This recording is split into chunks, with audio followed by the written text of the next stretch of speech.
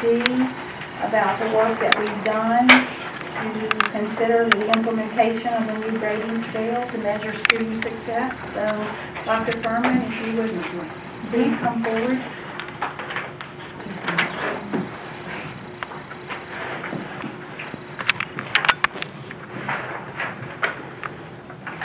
And maybe you all did receive. Yes. Okay, the front page is a summary, and on the back you will see, I refer to it as Table 1. And in Table 1, you see the current number range, and then the new number range, the quality points, which is how the GPA is calculated, and then the weighted courses. So I will go back and explain and summarize, but I wanted to call your attention to the table first so you could reference the numbers. Okay, after much discussion, research, study, discussing again, we feel that this grading scale is beneficial to students. It would be for students in grades 3 through 12, grade 3 at Edgemont, grades 4 through 7 at Jeter Watson, and of course 8 through 12 at the high school. And the culminating event, obviously, graduating from high school as a senior.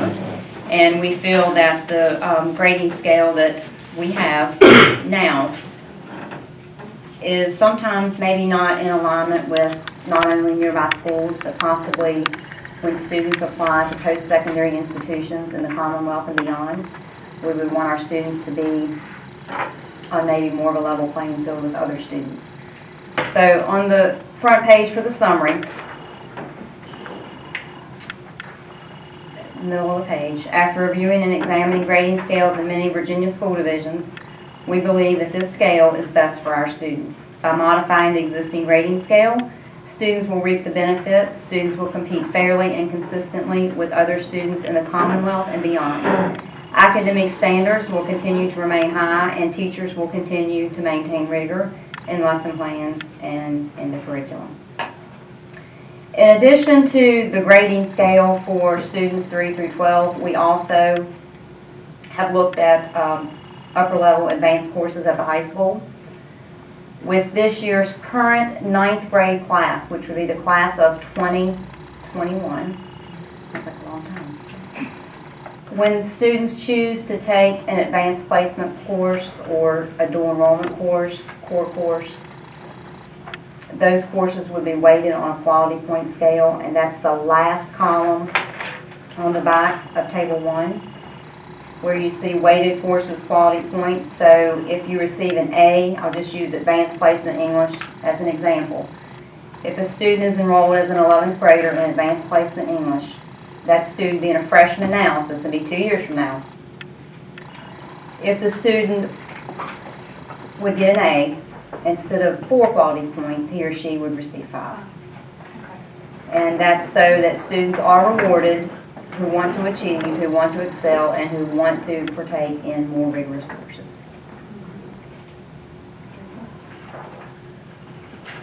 So it would not affect any current students,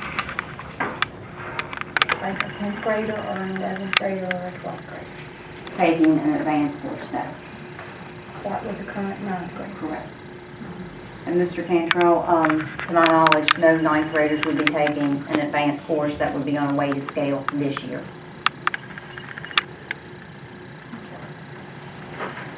Very good.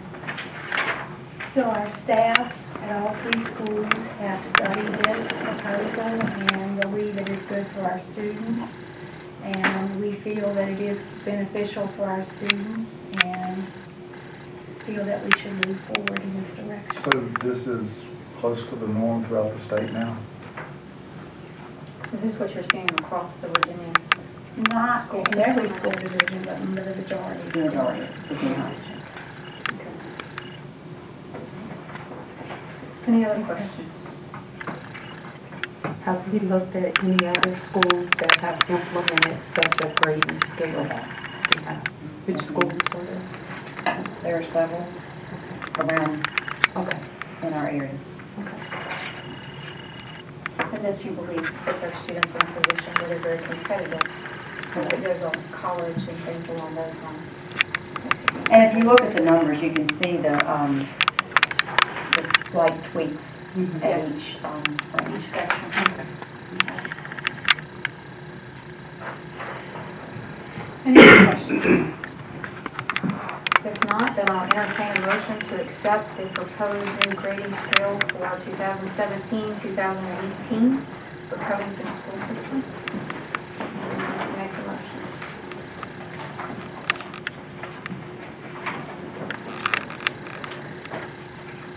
We need to have further discussion.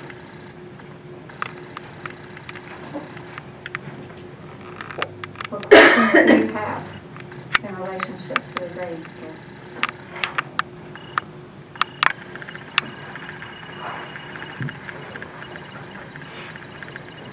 Go ahead. I just gotta get a handle on a 60 being a passing grade, that's all. It's, Some of the changes at the upper end of the scale are very minor. Yes. But when you get down to that lower end, it is quite drastic change. And I realize the reason that we're having a discussion about it and why it's proposed, and I don't disagree with that. I want our students to be more competitive. However, on that lower end, I don't want to lower the standard so much Right. to where we just pass them, Just to get by. we just get by. So Would you like to address that? it's great on that top end.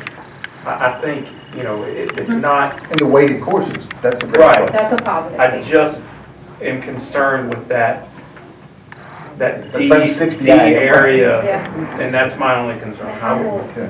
I think that obviously we'll allow you to speak, but how will we combat the fact that it's not just with the scale being lowered number-wise? How are we going to change that in our school system so that we're not lowering the bar for our students? We have to expect our teachers to hold the students to standards that would say that they have really looked at their curriculum and that they have made the right choices and the right decisions for how they teach and instruct their students, and that we're not lowering our standards just so we have less failures. We are trying to increase our rigor. We're increasing students' chances to better themselves and move through the school day with more success. Our current grading scale is very inconsistent with like A minuses, B minuses. There's no standard set points. This is more standard. And yes, there are school divisions that have implemented the same grading scale. Henry County Public Schools, something very similar. Martinsville, I think Salem City Schools has a very similar grading scale. We're not trying to decrease what we're doing, we're trying to increase what we're doing for our students. It does look different when you see that low end of the scale, but that doesn't mean that we're going to lower our standards for our students. So Dr. Fuhrman, would you like to address that? I think you said it. Okay. I'll make a motion to approve the scale with the caveat that in the end of this first semester, we get those numbers on, you know, that area. Right. On That- how many? That D Failing in area, that that category. what was previously failing, you know, is now passing. And How does this correlate to standardized testing? That would be my question, because as long as the Commonwealth has standardized testing, we're going to have students who, on the lower end of the grading scale, has gone down, and the parents and the students can say, you know, well, we got this grade, but we're still failing our SOLs. So that's my concern, as long as there's standardized testing, the relationship and the variables. And I don't know that you can correlate standardized testing, standards of learning to a grading scale. Standards of learning, that's average. Right. That's an excellent point in the So sense I that. don't know that SOLs that's a fair correlation to say where would the standardized testing fit into the grading scale? Well, I'm not a standardized testing person, but I feel like that as long as we have standardized testing on the lower end, if we're lowering this and people are just getting by per se, is it really a service to the students? It's tit for tat. I just wonder about the idea, I mean, is this a majority? Again, I'm still old school of 74 flunking that hasn't been there for a while, but I just look at a 60 that's a passing grade, to me is a huge change. And to a lot of parents out there, I wonder, you know, I'm not sure how many parents are aware of our grading scales anyway, I'll say that. But, you know, looking at a 60, that always got most people a big old fat F or U or whatever it may have been. And you know, perception, at least, is that we're lowering our standards a lot. Perception, I didn't say that we were, but the perception, and I've got a reservation about that a little bit. I'm not sure. I'm just not sure. I'm not ready to vote on tonight's my thing. Within the research that's been done, obviously for the school systems that changed to this, did they see a change in the pattern of students' behavior, i.e. that students' grades dropped because of the scale lowering that expectation? I mean, was there anyone that commented on that you saw performance change significantly because of the change in the scale? I mean, I look at the likelihood of a kid that can pass with a 65 in 4 classes. What's his chances of passing an SOL? So again, I understand where their expectations of our teachers, but if we can expect them to give the kids a good enough education to get a 70, then why are we happy with the 60 and give them a passing grade? At the end of the year, they've passed all the courses, they never got above a 70, and they get a 35 on their SOL because they really learned just enough to get by. So, you know, 75 or 80% of this, I think, is great. On that low end, it just bothers me that I guess maybe I've got that same perception that we are lowering our standards. I don't see how we can make a 60 a passing grade, how that's going to make anything better in our system. I don't. The whole thing, the big picture, I understand that. I think the weighted courses are great. The upper 2/3 of this is great. But to give that passing grade as a 60 out there, I'm not comfortable with that. I'm just not.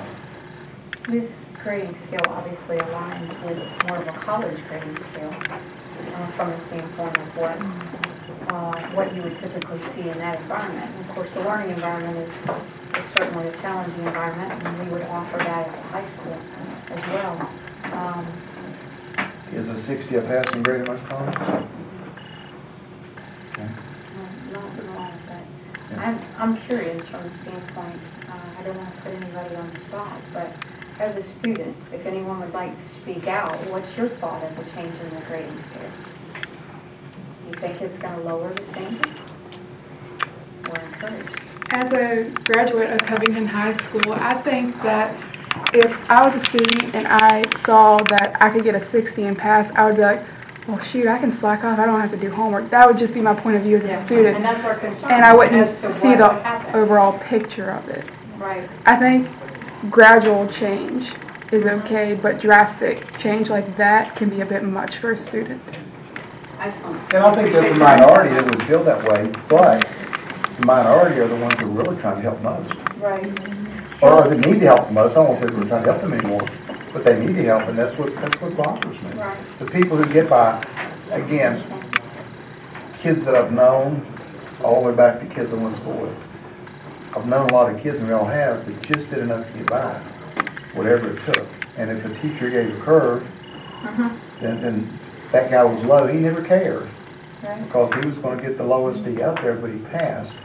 And I've just known people. I've had friends of my kids that have just barely done enough to get by, and some of my kids have gotten frustrated with them, knowing they could do better, but they didn't. So, you know, to me, just lowering it bothers me.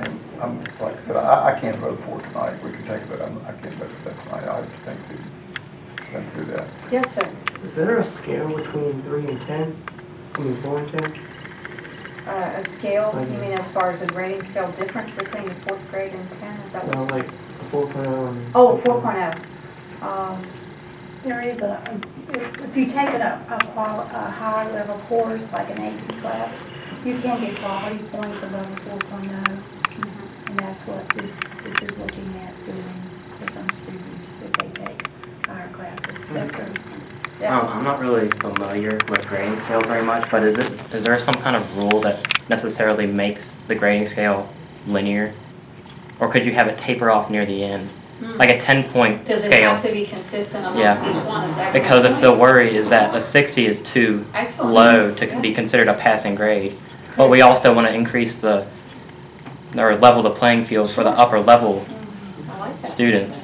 Why don't we have such a thing like a 90 to 100 being A, Right. but we could still maintain the 70 and below, or below a 70 being a failing and work grade. in between for the other grades. It's an excellent suggestion. Thank you. Evan, Very much. Will you see Dr. Fuhrman after this meeting? No, I'm just kidding. But sincerely. Don't give up any ground, I agree. No, Don't give I up any think, ground. and I appreciate your honesty because you're looking at your fellow students as well as, and you want to encourage them to do their very best, not give an opportunity for people to do less. And I'm just going to say this for right now, because I don't know how you can start a school year and then change it in a grading scale in the middle of the year. So if we're not ready to vote tonight, unless someone tells me differently, I don't know how we can come back and make changes with Power School in the middle of like the second 6 weeks. We can't do that. Well, my question is, and I don't know that we would be ready for this, but could this grading scale that's been proposed to us, and I realize it'll be just a little bit of time, but we have a meeting scheduled on August 28th.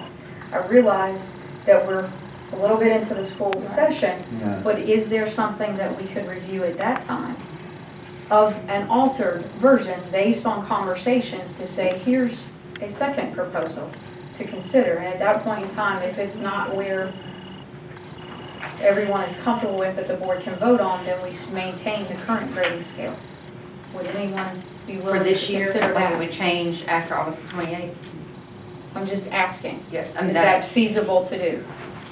Or is it too teachers far are into gonna the do I don't spring? think so. They're going to do grades No, I don't now on think the Okay. Have some grades over. I think All this and just maybe how the meeting started out somewhat on parents being made aware of. I think this is a rush into, and I think we should make everybody aware of it.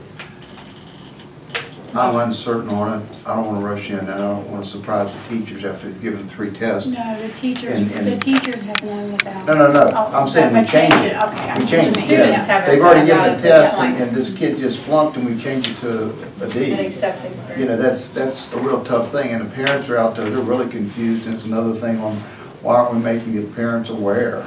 It's something that should be home. This piece of paper should go home to the parents. This is what we voted on, this is what we decided before the school year starts. Well, And that's my take. I think that's an Conversation excellent. earlier that we Yeah, just I didn't think have. that that's an excellent point, and maybe what we could do is, granted, not for this school year, but start working on it now. You know, making the proposals and get looking it to done see soon. what, and then we could vote on this for the fall, in the fall for the upcoming following school year, or in the winter timeframe, but sometime mid-year, and then we could publicize and educate everyone, the Or parents and maybe the just a students. month from now, I mean, we don't need to put it off, maybe, we just need to have some discussions on it and decide. And I just think we don't want to rush into it, we don't want the parents to be caught off guard, because again, there are some parents that really care out there that are going to look Of at course. that. Parents care Yeah. about that. I think every parent cares, so I think. Well, a lot of. Right, so if I think it everybody, should just be a priority, and that we should continue it, that we should all do our homework. Yeah. right, Dr. Fuhrman and her colleagues And- have worked really hard, and we should come back to it, not keep delaying it. Like, we Right. have to, like Mr. Baker said earlier, we need to start setting our goals and achieving them and keep moving forward. That's right. And you know, I mentioned this, I know in the spring that there's some things we bring up that get pushed aside. We need to keep up with them, this is one of them. Let's just, now, put it on the agenda for the next regular that's what I meeting. already said. Add For it the next to- regular meeting. Add it to our September meeting, and Right. if we can have a presentation, it would be for the 18, 17 or 18-19 school year. But we appreciate your input and everyone's input here tonight. We'll take that under consideration, and then we'll look at another revision And of if we have that and changes to see look what at we at need our to. call meeting, we can look at changes there and make If some they're better ready, for the next it two. could be done at that But there's time. not a push. That's right. So, very good.